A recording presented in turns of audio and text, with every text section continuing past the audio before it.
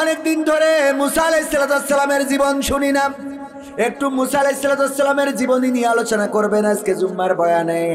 মুসা আলাইহিস সালামের জীবন থেকে শুনতে চায় কত কষ্ট করেছে দিনের জন্য। তুর পাহাড় পুড়ে গেছে, আল্লাহর সাথে কথা বলতো। এই কথাগুলো একটু শোনাবেন হুজুর। আপনার মুখের, আপনার কণ্ঠটা ভালো, আপনার মুখে যদি বয়ান করেন ভালো লাগবে। হুজুর আলোচনা করল কাকে নিয়ে? মুসা আলাইহিস সালামকে নিয়ে। নামাজ শেষে সভাপতি ডাক দিলেন, এই হুজুর এদিকে আসেন। আপনার বলেছি কি করলেন কি? আপনি কি বলেছেন? যা বলেছেন তাই তো, তাই করেছেন আপনি। হ্যাঁ, আপনাকে বললাম মুসা আলাইহিস সালামের জীবন নিয়ে আলোচনা করবেন, আর আমি দেখলাম আপনি ফেরাউনের জীবন নিয়ে পড়ে আছেন। ফেরাউনের, মুসা আলাইহিস সালামের জীবন নিয়ে আলোচনা করলে ফেরাউনের কথা তো অটোমেটিক চলে আসে। ইমাম সাহেব বলার পরে বলতেছে, আসুক, কোনো অসুবিধা নাই।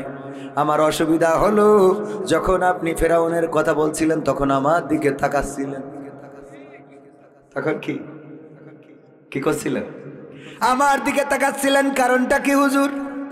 আসলে হুজুর সব দিকে তাকাইছে, কিন্তু উনার মনের মধ্যে দোষ আছে না নাই? হাই রে সমাজ, এক কথা বললে আরেকজন গায়ে টেনে নিয়ে চলে যায়। যায় না? যায় না? চাঁদাবাজি বন্ধ করতে হবে, চাঁদাবাজি করা যাবে না। একদল খাবে আর একদল রেডি হয়ে আছে, অমনি ঘাড়ের পরে টেনে নেবে কেন? অথচ বিএনপি বাংলাদেশ জাতীয়তাবাদী দলের প্রধান যিনি বর্তমান সময়ে তারেক রহমান বলেছে, যদি কেউ চাঁদাবাজি করে তাকে ধরে নিয়ে আইনের হাতে সোপর্দ করেন। ঠিক না ঠিক? সুতরাং চাঁদাবাজিদের পক্ষে যারা কথা বলবে তারা বিএনপি হতে পারে না। এবার গায়ে পড়লে অসুবিধা, ঠিক না ঠিক? আমার কথা ভালো না লাগলেও হক কথা বলে। চাঁদাবাজ এটা কি কোনো দল সাপোর্ট করে? বিএনপি চাঁদাবাজি সাপোর্ট করে? জামাত ইসলাম করে? আসলে আমি বলেছি, আমাদের এক নেতা বলতেছে যে এই চাঁদাবাজি বলতে আসলে কি বুঝাইছে, যে একদল খাওয়ার জন্য রেডি হয়ে আছে। আমি বললাম এ তো জামাত ইসলামের কথা বলেছে। আমরা বুঝি না, আমাকে পাগল বুঝাও। আসলে চাঁদাবাজের কোনো দল নাই, সন্ত্রাসীদের কোনো দল নাই। বেগম জিয়াই তো র্যাবেনে ক্রস ফায়ার চালু করেছিল, বলেন ঠিক না বেটে? কারণ সন্ত্রাসীদের কোনো দল থাকতে, চাঁদাবাজদের কোনো দল থাকতে পারে না। যারা ক্ষমতা হারিয়েছেন আর যারা ক্ষমতা পেয়েছেন, যদি মনে করেন জামাত ইসলাম, ডাক্তার শফিকুর রহমান যদি মনে করে থাকে অনেক বড় পাওয়ার পেয়ে গেছি, না পায় নাই। আল্লাহ এই পাওয়ার থেকে আবার এই চেয়ার থেকে বঞ্চিত করতে পারে না? পারে না? হ্যাঁ, এখন জনসভা করতে পারেন বলে মনে করলে হবে না যে সব পেয়ে গেছে। এত সোজা না। আমি আসার আগে অনেক কাকুতি মিনতি করি, মানুষ দাওয়াত নেয়। নেওয়ার পরে কয়, হুজুর একটু কুরআন হাদিস থেকে কি বল, যেন কোনো এইদিকে ওইদিকে না যায়। আসলে তো এইদিকে ওইদিকে যাবে না, কোনোভাবে যাবে না। আপনি ভালো করে শুনবেন, একটা কথাও দেখবেন যে এদিকে ওদিকে যায়নি। কিন্তু আপনার যদি মনের মধ্যে দোষ থাকে তাইলে তো আমি ঠিক করতে পারবো না। পারবো? আমি কি করি এটা জেনেই তো আপনারা দাওয়াত দেন, ঠিক না ঠিক? আমার বক্তব্য হলো, মুসলমানে মুসলমানে দ্বন্দ্ব করা চলবে না। সীসা ঢালা প্রাচীর হবে, কখনো তা টলবে না। ঠিক না ঠিক? মুসলমানে মুসলমানে দ্বন্দ্ব করা চলবে না। সীসা ঢালা প্রাচীর হবে, কখনো তা টলবে না। মুসলমানে মুসলমানে দ্বন্দ্ব করা চলবে না। সীসা ঢালা প্রাচীর হবে, কখনো তা টলবে না। তবেই শান্তি পাবে, অশান্তি দূর হবে। তবেই শান্তি পাবে, অশান্তি দূর হবে। কেউ আর মুসলমানের বাজে কথা বলবে না। মুসলমানে মুসলমানে দ্বন্দ্ব করা চলবে না। সীসা ঢালা প্রাচীর হবে, কখনো তা টলবে না। কে আওয়ামী, কে বিএনপি, কে জামাত ইসলাম, এটা আমাদের নয় পরিচয়, মুসলিম মোর নাম। কে আওয়ামী, কে বিএনপি, কে জামাত ইসলাম, এটা আমাদের নয় পরিচয়, মুসলিম মোর নাম। এ কথা মানলে পরে শান্তি আসবে ঘরে, এ কথা মানলে পরে শান্তি আসবে ঘরে। কেউ আর মুসলমানের বাজে কথা বলবে না। মুসলমানে মুসলমানে দ্বন্দ্ব করা চলবে না। সীসা ঢালা প্রাচীর হবে, কখনো তা টলবে না। মুসলমানে মুসলমানে দ্বন্দ্ব করা চলবে না। সীসা ঢালা প্রাচীর হবে, কখনো তা টলবে না। মাঝহাবার লা মাঝহাবের লড়াই যদি চলে শান্তি আসবে না রে ভাই কোনই কৌশলে। কওমিয়া আলিয়ার মাঝে লড়াই যদি চলে শান্তি আসবে না রে ভাই কোনই কৌশলে। ঐক্যবদ্ধভাবে থাকলে শান্তি পাবে, ঐক্যবদ্ধভাবে থাকলে শান্তি পাবে, এছাড়া শান্তি পাবার রাস্তা কবু মিলবে না। মুসলমানে মুসলমানে দ্বন্দ্ব করা চলবে না, সীসা ঢালা প্রাচীর হবে কখনো তা টলবে না। ঠিক না বেঠে? মুসলমান আমরা এই পরিচয় নিয়ে দাঁড়াতে চাই। বিএনপি করে, তার যদি জিজ্ঞেস করা হয় তুমি কোন ধর্মের অনুসারী, অবশ্যই সে বলে ইসলাম ধর্মের। ঠিক না বেঠে? আওয়ামী লীগ যারা করে, আমরা যদি জিজ্ঞেস করি কোন ধর্মের অনুসারী, যারা মুসলমান তারা বলে ইসলাম ধর্মের অনুসারী। জামাত ইসলাম, হেফাজতে ইসলাম, তাবলিগি ইসলাম, আমলিগি ইসলাম যা আছে যারা মুসলমান, যদি মুসলমান আমরা কোরআনকে আঁকড়ে ধরে আল্লাহ ও তার রাসূলের পথ আঁকড়ে ধরে থাকি, তাহলে আমাদের কেউ বিচ্ছিন্ন করতে পারবে, আমাদের কেউ ক্ষতি করতে পারবে। কিন্তু আমরা কোরআন আঁকড়ে ধরি নাই, আমরা রাসূলের পথ আঁকড়ে ধরি নাই, আমরা আল্লাহর দেওয়া জীবন বিধান মানতে পারি নাই। এই জন্য আমাদের মধ্যে গুতাগুতি কুপাকুপি আছে না নাই? এই গুতাগুতি কুপাকুপি থেকে সরে আসতে হবে, কোরআনকে আঁকড়ে ধরে। হ্যাঁ, আজকেও হয় আছে। আমি আসার পরে শুনেছি যে এখানে আজকেও শৈল কুপা দেও কো, হ্যাঁ কুপা কুপি হবে। ঠিক না বে? ঠিক, এটা হতে হবে, কারণ তা না হলে তো নামের প্রতি সুবিচার হইল না। হ্যাঁ, এই এই জায়গা থেকে আমাদের সরে আসতে হবে। আমরা ছোটখাটো বিষয়ে, আমি একজনের লেকচার শুনেছিলাম, রাগ এটা কি?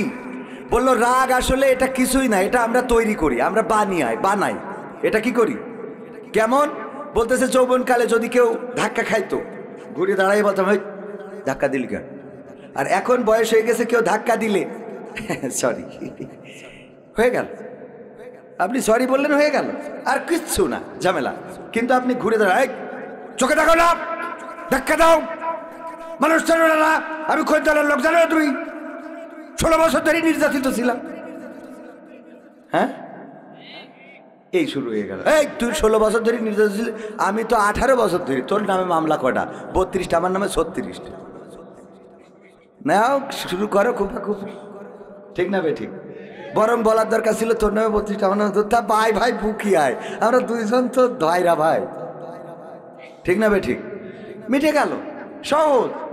আমরা রাগারাগি করি, আমরা হ্যাঁ অমুক এই কথা বলেছে, ওই কথা বলেছে, ও কেন বলবে, ওরা কারা, কোত্থেকে আসে ওরা। ঠিক না বে? ঠিক। এই ওরা কারা, কোত্থেকে আসে ওরা, এগুলোর কোনো দরকার নেই। ক্ষমতা ছেড়ে দিয়েছেন, ক্ষমতা পেয়েছেন, ধরে থাকেন, আপনার কাজ আপনি করেন। ক্ষমতা ছেড়ে দিয়েছেন, চেয়ার ছেড়ে দেন, অসুবিধা নেই, কোনো অসুবিধা নেই। মারামারি কাটাকাটি কিছুই হবে না।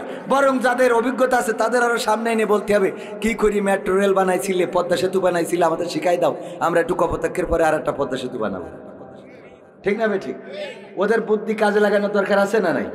আমরা সেটা না করে আমরা খালি নাও কুপাকুপি, ওরে কথা বলতে দেবো না, এরে মারো, ওরে ধরো, ওরে কাটো, এরে গ্রামে উঠতে দিও না, এরে কথা বলতে দিও না। আর আন্তর্জাতিক ষড়যন্ত্র তো আছে না নাই? দাদারা তো খালি কাটি করার পরে যে কি করলে এই দেশে অশান্তির দাবানলে দেশকে জ্বালানো যায়। আমরা কোন ষড়যন্ত্রের ফাঁদে পা দেব না, কারণ অনেক রক্ত খরণ করে, অনেক রক্ত ঝরিয়ে কথা বলার স্বাধীনতা ফিরিয়ে এনেছি। সুতরাং এই স্বাধীনতাকে আমরা আর চূর্ণ বিচূর্ণ হতে দেব। রাজি আছেন আপনারা? এর জন্য ঐক্যবদ্ধ হতে হবে। আজকেও দেখলাম কিশোরগঞ্জে, কোন গঞ্জে? কিশোরগঞ্জে বিএনপির ইউনিয়ন সভাপতিকে কুপিয়ে মেরে ফেলেছে, 5 জন আহত। আমার চেয়ারম্যান সাহেব আছেন সাবেক, উনি বিএনপির নেতা, উনিও জানার কথা।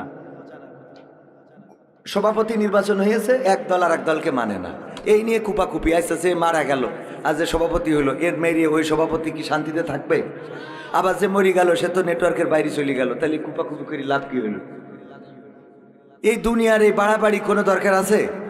এই জিনিসগুলো কি করে বুঝাবো? আমি তো রাস্তা খুঁজে পাই, এত মানে টেনশন মাথার পরে যে চুলে এনে চান্দি পড়ে যাচ্ছে, কি করে ঠিক করব? চেয়ারের বড়াই। এই জন্য প্রথমে গান গাইছি কি, রূপের বড়াই করো না, ক্ষমতার বড়াই করো না, চেয়ারের বড়াই করো না, পাওয়ারের বড়াই করো না। করেছিল। নমরুদ বলেছিল আমিই রব, ফেরাউন বলেছিল আমি রব। এখনকার যারা নেতা তারা তো রব বলে না, তারা বলে 1941 সাল 2041 সাল পর্যন্ত থাকবে। ঠিক না বে ঠিক? ওরা বলে কত সাল পর্যন্ত? 16 বছর তো হয়েই গেল। ঠিক না বে ঠিক? ওরা বলে 16 বছর তো হয়েই গেল, আর অল্প আর কিছুদিন থাকবো। আর আগের সময় যারা ছিল ওরা 16 বছর 32 বছর না, ওরা ডাইরেক্ট বলেছিল আমি আল্লাহ। নাউজুবিল্লাহ বলবেন না? ফেরাউন বলল আমি রব, আমাকে মেনে নাও। আসিয়া আমার স্ত্রী, তুমি আমাকে রব বলে স্বীকার করে নাও। আসিয়া বলল তুমি আমার স্বামী, তোমার মাথা ছেড়ে দেব, তোমার চুলে বুলু কেটে দেব, তোমার জামা পরিষ্কার করে দেব, বোতাম লাগিয়ে দেব, তোমার থুতনি ধরে গুডু গুডু বলবো, কোনো অসুবিধা নেই, কিন্তু আমি তোমার রব মানতে পারবো না। শাস্তি কি? সন্তানদের চোখের সামনে সব জ্বালিয়ে ছারখার করে দিল, কাঠে প্রেক পুতলো, তারপরে সেই প্রেকের উপরে শুইয়ে দিল আসিয়া আলাইহিস সালাম। এরপরেও ফেরাউনের পরে ঈমান আনা তো দূরের কথা, রব বলে স্বীকার করেছে? স্বীকার করে নাই। এভাবে ঈমান বাঁচিয়েছেন। আর তারা জুলুম করেছেন। কেমন জুলুম চিন্তা করা যায়? রাষ্ট্রীয়ভাবে আগুন জ্বালিয়েছে, ইব্রাহিমকে পোড়াবে তাই রাষ্ট্রীয়ভাবে আগুন জ্বালানো হলো। সেই আগুনের কাছে নমরুদও যাইতে পারেন, আবার ওর নাকি রব। আগুন রে, আগুনের মধ্যে যখন ফেললো, আগুন পুড়াইলো ইব্রাহিম রে? পোড়াই না। ইব্রাহিম আলাইহিস সালাম যখন পড়ে না, তখন ফেরাউন বলতেছে 16 বছর ধরে এই ডিজিএফআই দিখায়, এনএসআই, বিডিবি, র্যাব, বিজিবি, তারপরে ভারত থেকে আসা বিএসএফ, আরো যারা ছিল সব দেখি বলতেছে 16 বছর ধরে তোমাদের খাওয়ালাম, এখন কি করো? ঠিক না বে ঠিক? কাজ হয় না। মানে ওই সময় আপনারা আবার এটা রাজনীতিতে নিয়ে নেন, এটা বোঝানোর জন্য বলছি।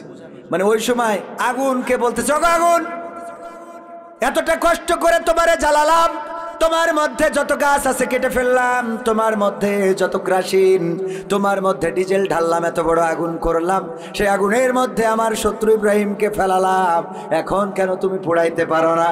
আমাদের দেশেও আমরা দেখেছি ডিজিএফআই, এনএসআই, ডিবি, র্যাব প্রধান, বিমান বাহিনী প্রধান, সেনাবাহিনী প্রধান সবাইকে ডেকে বলা হলো 16 বছর ধরে খাওয়াইলাম, এখন কেন তোমাদের বন্দুকের গুলি বের হয় না? বলেছে না বলে নাই? বের হয় না। কারণ কি? যখন জুলুমের সীমারেখা পার হয়ে যায় তখন সাহায্য আসে কার? আবার যারা এখন আছেন যদি জুলুম করে তারাও চেয়ার ধরে থাকতে পারবে? পারবে? পারবে না। আমি বলেছি যারা তাহাজ্জুদ পড়ে ক্ষমতায় গিয়েছিল তারা যেহেতু চেয়ার রাখতে পারে না, আর এখন যারা আছে তারা তো নামাজই পড়ে না। কথা কয় না? টেনশনের কিছু নাই তো। যারা তাহাজ্জুদ পড়ে ক্ষমতায় ছিল তারা তাই চেয়ার রাখতে পারে নাই, আর এরা তো নামাজই পড়ে না। ঠিক না ভাই? ঠিক। সুতরাং টেনশনের কোনো কারণ আছে? টেনশনের কোনো কারণ নাই। সুতরাং আমরা দুশ্চিন্তা করব না, আল্লাহর প্রতি আমাদেরকে সঁপে দেব ইনশাআল্লাহ। কুমড়িদাহ শাহপাড়া যুব সমাজের উদ্যোগে আয়োজিত ৩য় বার্ষিক তাফসিরুল কোরআন মাহফিলের শ্রদ্ধাভাজন সভাপতি জনাব মোহাম্মদ আক্তার শাহ সাহেব, এছাড়া মাহফিল পরিচালনায় রয়েছেন জনাব মাওলানা মাহমুদুল হাসান সাহেব, সার্বিক তত্ত্বাবধানে মোহাম্মদ মহিবুল দরবেশ শাহ, শাহিদুল শাহ, মাসুদ শাহ ও রাজু শাহ। সবই তো এখানে শাহপাড়া, ঠিক না? সবই শাহ। আলহামদুলিল্লাহ। আমন্ত্রিত অতিথিদের মধ্যে রয়েছেন অ্যাডভোকেট হুমায়ুন বাবর ফিরোজ সাহেব, যিনি সাধারণ সম্পাদক শোলকুপা উপজেলা বিএনপি, মোহাম্মদ রফিকুল ইসলাম সাহেব সভাপতি 11 নম্বর অবায়দুর ইউনিয়ন বিএনপি, হাজী মোহাম্মদ শহীদুল ইসলাম বিশ্বাস সাধারণ সম্পাদক 11 নম্বর অবায়পুর ইউনিয়ন বিএনপি। এছাড়া আলোচনা করেছেন মাওলানা মুফতি হাসান কবির মাহমুদি, আলোচনা করেছেন আমার আগে আমাদের শ্রদ্ধাভাজন উস্তাদ আলহাজ হজরত মাওলানা মোহাম্মদ শফিক আহমেদ সাহেব। আমার ডানে বামে অনেকেই রয়েছেন শ্রদ্ধাভাজন ব্যক্তিবর্গ যাদের পায়ের জুতা বহন করার যোগ্যতা আমি রাখি না। আমার সামনে দিনদার ইমানদার মুসলমান ভাই বাবাজিরা, আমার কলিজার টুকরা যুবকেরা, পর্দার অন্তরালে মা এবং বোনেরা, অনেকেই এখানে রয়েছেন আমার থেকে আলেম, বড় আবেদ, তাহাজ্জুদ গুজারি। যারা সামনে বসে আছেন, আমি স্টেজে কথা বলছি বেয়াদবের মতো ক্ষমা করে দিবেন। আমার মাইকের আওয়াজ যারা শুনছেন সবাইকে আনুষ্ঠানিকভাবে সালাম জানাচ্ছি, আসসালামু আলাইকুম ওয়া রাহমাতুল্লাহি ওয়া বারাকাতুহু। আমরা আল্লাহর শুকরিয়া আদায় করছি যে মহান রব দয়া করে মায়া করে আমাদেরকে মানুষ হিসাবে সৃষ্টি করেছেন, আজ পর্যন্ত সুস্থ রেখেছেন। যেই সময়ে এই মুহূর্তে অসংখ্য মানুষ আছে হাসপাতালের বিছানায়, আছে না নাই? অসংখ্য মানুষ আছে বাড়িতে বেডে শুয়ে, যার উঠে এই পর্যন্ত আসার মতো সক্ষমতা নাই। এরকম আছে না নাই? ছোটবেলায় ওয়াজ শুনতে যেতাম আমাদের এক চাচার সাথে, মানে অনেক চাচা ছিল, অনেকেই পরলোকগামী হয়ে গেছে, চলে গেছে কবরে। আজকে এক চাচার ব্যাপারে আমার ওয়াইফ বলতেছে, আমাদের তফেল উদ্দিন চাচা, উনি এমন অবস্থায় পতিত হয়েছেন যে নিজের পায়খানা নিজের গায়ে মাখছেন, এবং যদি কেউ এটা ধোয়াইতে যাচ্ছে তারে লাঠি দিয়ে বাড়ি দিচ্ছে। মাহফিল শুনে বেড়াতো, কিন্তু এখন ব্রেনটা এমন জায়গায় চলে গেছে বয়সের ভারে যে নিজের পায়খানা নিজের গায়ে মাখছে। এরকম পরিস্থিতিতে অনেকেই আছে না নাই? আপনার এলাকায় একজনও নাই, আপনার এলাকায়ও থাকতে পারে, যারা একসময় কোরআনের মাহফিল শুনে বেরিয়েছে, সারা দেশে দাপিয়ে বেরিয়েছে, দোকানে আড্ডা দিয়েছে, মিছিল করেছে, মিটিং করেছে, চিল্লায়েছে। আজকে তার কোনো ক্ষমতা নাই, শুধুমাত্র একটা বিছানায় পড়ে থাকা, খাওয়া পাইলে খায়, না পাইলে খায় না, এই অবস্থায় আছে না নাই? যে আল্লাহ আমাদের ওই অবস্থা থেকে অন্তত মুক্ত রেখেছেন, সুস্থ রেখেছেন, এখানে আসার তৌফিক দান করেছেন, সেই রবের শুকরিয়া আদায় করে বলছি আলহামদুলিল্লাহ। আল্লাহর শুকরিয়া আদায় করে কোনোদিন শেষ করা যাবে না। কত নিয়ামত আল্লাহ দিলেন। দুটি চোখ দিয়েছেন, যদি চোখ দুটি না দিতেন তাহলে আমরা ঝিনেদাই অথবা শৈলকুপায় কোনো ব্রিজের কাছে বসে একটা থালা নিয়ে ঝাঁকাইতাম আর বলতাম আল্লাহ আল্লাহ আল্লাহ আল্লাহ আল্লাহ। ঠিক না বে ঠিক? শুধু আল্লাহ আল্লাহ বলতে হতো, কারণ চোখ নাই, আমার কাজ করার ক্ষমতা নাই, দেখার ক্ষমতা নাই, থালা নিয়ে বসে থাকতে হতো। যদি পা না থাকতো তাও ভিক্ষুক হইতে হইতো হয়তো বা। এমনি ভাবে আল্লাহ রাব্বুল আলামিন আমাদের যদি জবানটা না দিতেন, এই জবান দিয়ে কত কথা বলি, কত গান গাই, কত স্লোগান দিই, কত মানুষকে হুমকি দিই, আছে না নাই? এই খবরদার যেন তোর দোকান খুলবি না পরবর্তী নির্দেশ না দেওয়া পর্যন্ত। একেবারে শাটার খুলি ফেলবো যদি দোকান, হ্যাঁ? হুমকি দেয় না? দেয় না। রাতের মধ্যে হঠাৎ করে প্যারালাইজড এক পাশ পড়ে গেছে, পরের দিন দোকানওয়ালা গেছে, যাই ওনার কাছে যে অনুমতি প্রার্থনা করে দেখি, ছোট ছোট বাচ্চারা আছে, দোকানটা না খুললে বিপদে পড়ে যাব। কিন্তু নেতা হুমকি দিয়েছে যেই দিন স্ট্রোক করেছে ওই দিন আর দেখ। পরের দিন যাওয়ার পরে যখন যে বলে, ভাই একটু আসিছি, বাচ্চা কাচ্চা নিয়ে দোকানটা যদি না খুলি খুব বিপদে পড়ে যাব ভাই। দোকান খোলো, আসবে, আমার তো আজকে আমি মসজিদে যাচ্ছি,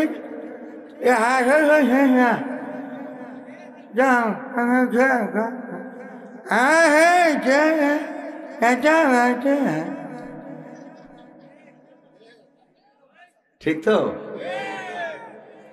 রাতের ধমক, সকালবেলায় চমক।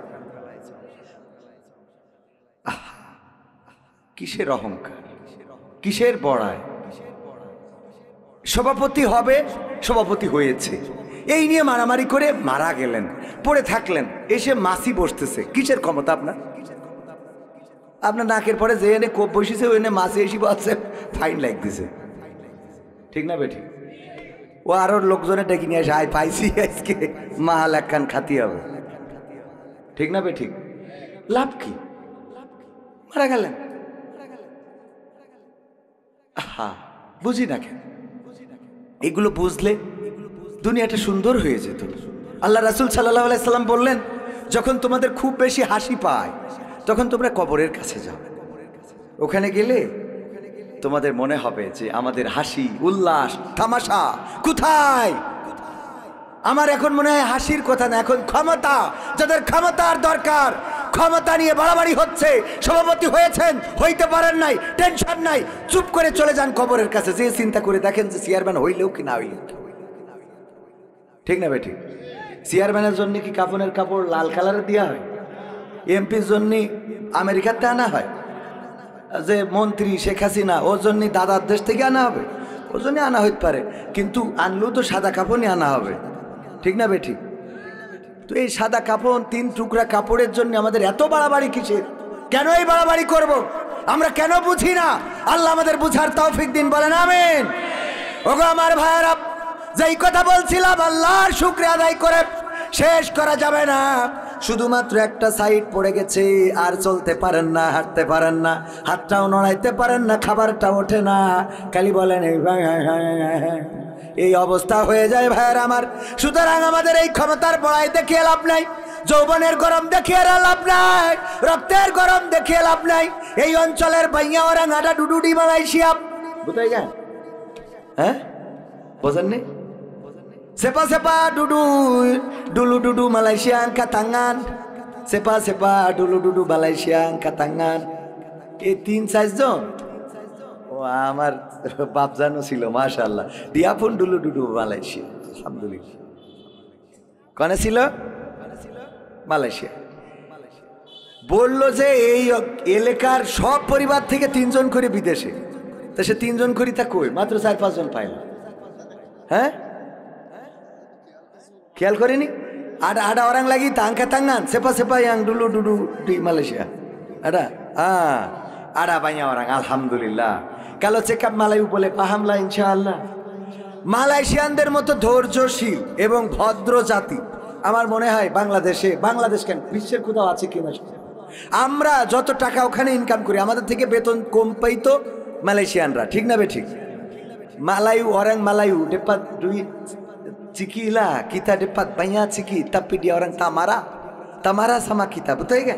Dia orang tamara, tak sakit hati.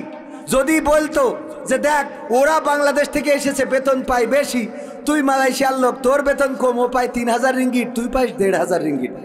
মালায়রা এটা নিয়ে মাথা গরম করতো না, কি বলতো জানেন? বলতো তু ডিয়া মিয়া রিজিকিলা তুহান বাকি কিতা আপা বলে বল, ওর রিজিক আল্লাহ দিয়েছে, আমি কি করতাম? সুবহানাল্লাহ বলবেন না? কত বড় মানে ইমানের কথা চিন্তা করতে পারেন, এটা ছোটখাটো কথা না। যে যখন বলা হতো ওর বেতন 3000 টাকা, তোর বেতন 1500 টাকা, ও বাংলাদেশ থেকে এসেছে এই দেশে, সে তো প্রবাসী, আর তোরা এই দেশের মাটির সন্তান, তোর মাত্র 1500 টাকা বেতন, ওর বেতন 3000, কেমনে হয়? কেউ যদি কোনো বাঙালিরা খাটি করে, কিন্তু বাঙালিরা খাটি করে, যে কম পায় ও খাটি করে। তো খাটি করলে কি করে? ওই মালাই উত্তর দেয় dia mia riziki bagi Tuhan bukan kita bagi, kita apa boleh buat? আল্লাহ দিয়েছে তার রিজিকি, তার রিজিকে 3000 টাকা বেতন দিয়েছে কে? আমি কি করব? এতে এনে আমার মাথা ব্যথা করার কিছু নেই, আমার রিজিকি নাই তাই নাই। আল্লাহু আকবার, চিন্তাটা দেখেন। আমাদের চিন্তার মধ্যে এরকম চিন্তা কেন করতে পারি না?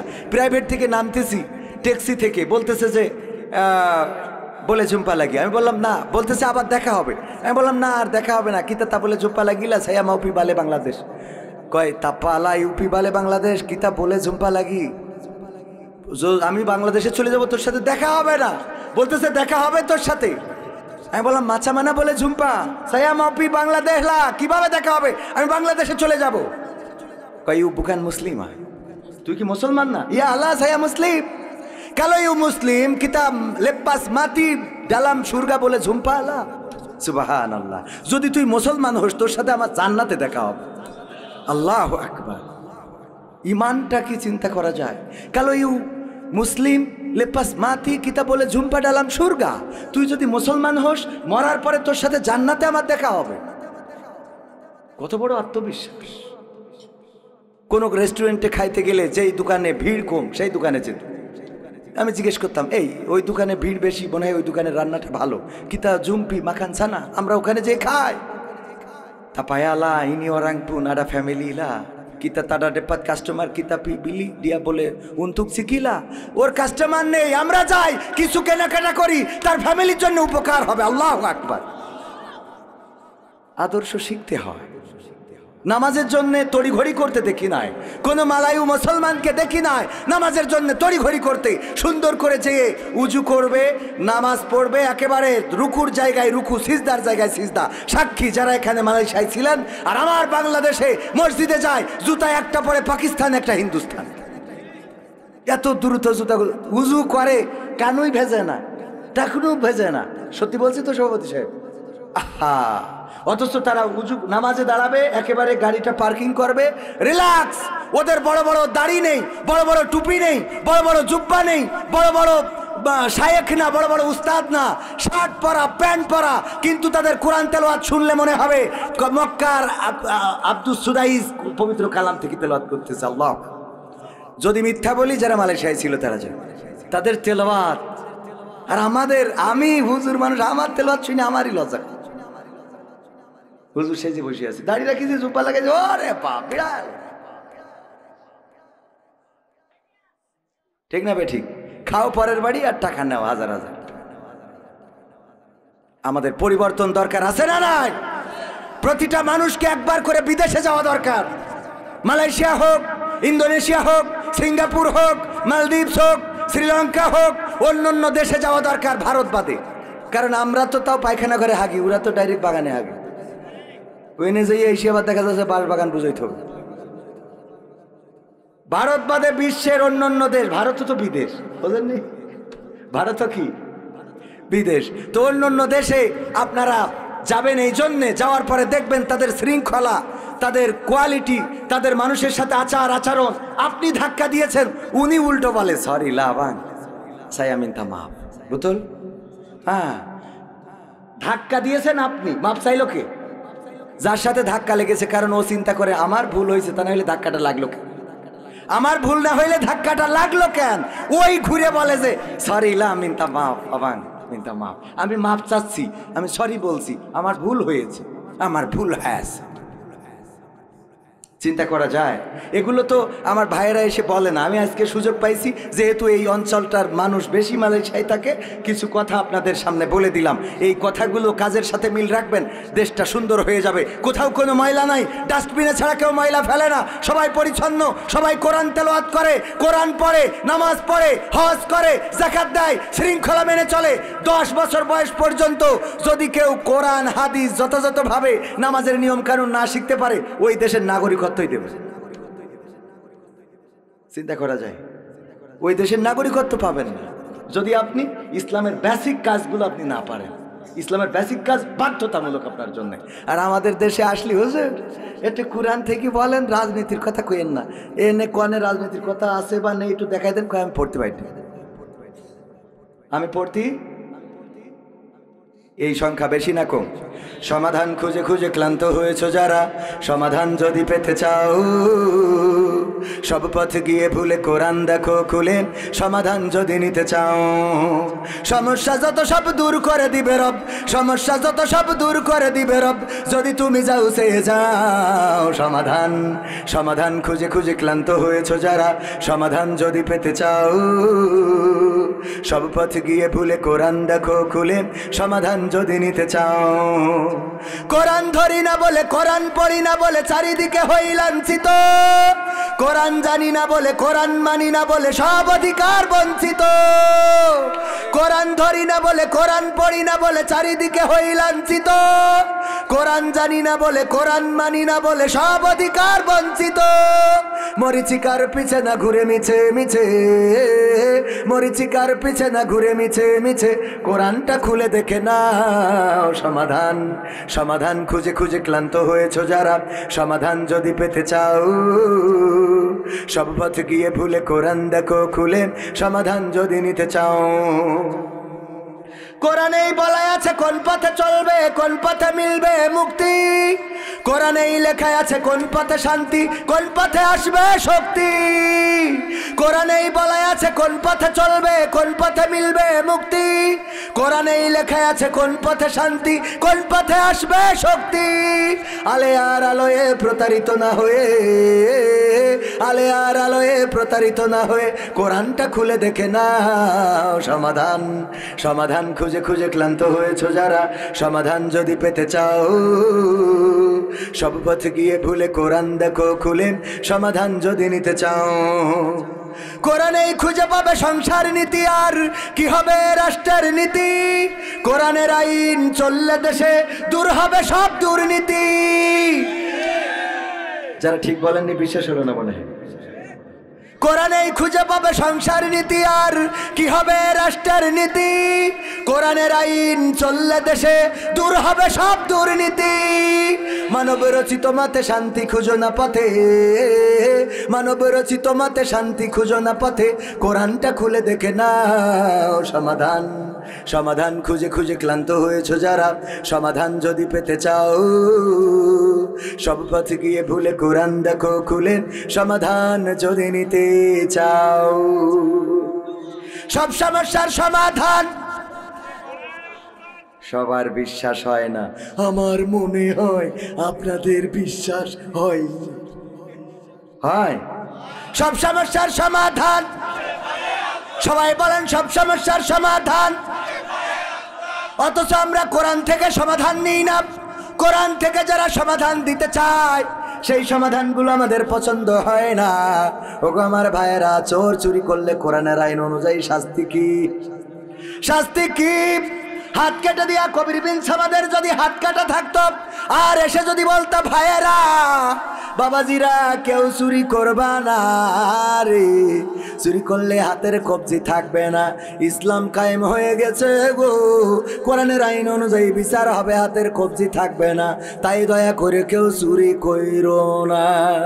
আপনারা বলতেন হুজুর আপনার হাতের কবজি কই? আমি বলতাম আমার আব্বা আখ লাগাইছিল কুইশাল গ্যান্ডারি, ওই আখ লাগাইনোর পরে মেশিনে রস বানিয়ে গুড় বানাতে চাইলো, এই জন্যে রস বানানোর জন্য আখ ঢুকানো হচ্ছিল। আমার বললো খোকা তুই একটু ঢুকা, আমিও ঢুকাতে যেয়ে হঠাৎ করে একটু ঘুম এসে গেছিল আর হাত ঢুকে গেছিল, হাত ও রসে গুড় হয়ে পাটালিয়ে গেছে। আপনারা বলতেন হুজুর বোঝা শেষ কি? আপনি ঠিক না ভাই? ঠিক